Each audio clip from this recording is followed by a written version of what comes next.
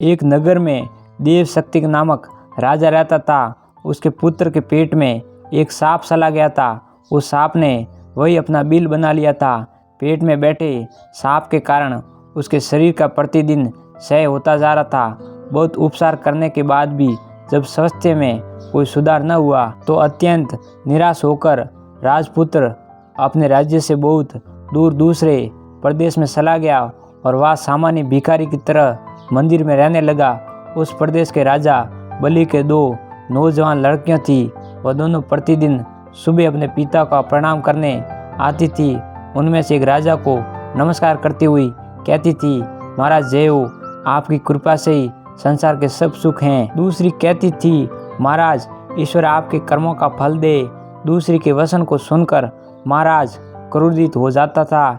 एक दिन इसी क्रोध वेश में उसने मंत्री को बुलाकर आज्ञा की दी, मंत्री इस कटु बोलने वाली लड़की को किसी गरीब के परदेशी के हाथों में दे दो, जिससे ये अपने कर्मों का फल सवे सके। मंत्रियों ने राजा आज्ञा से उस लड़की का विवाह मंदिर में सामान्य भिखारी की तरह ठहर से परदेशी राजपुत्र के साथ कर दिया। राजकुमारी ने उसी अपना पति मानकर सेवा की। दोनों ने उस देश को छोड़ दिया।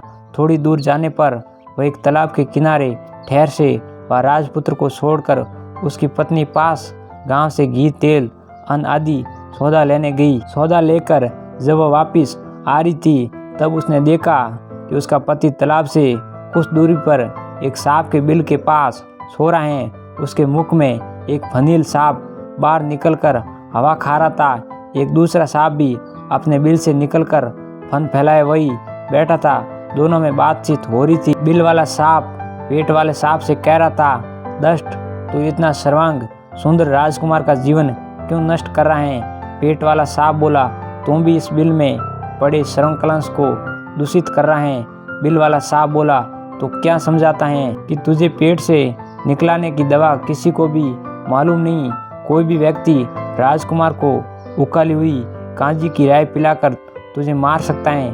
पेट वाला सांप बोला, तुझे भी तो गर्म तेल डालकर कोई भी मार सकता है। इस तरह दोनों ने एक दूसरे का भेद खोल दिया। राजकन्या ने दोनों की बात सुन ली थी। उसने उनकी बताई विधियों से ही दोनों का नाश कर दिया। उसका पति भी निरोगी हो गया और बिल में से श्रवण भरा कलश पाकर गरीबी भी दूर हो गई।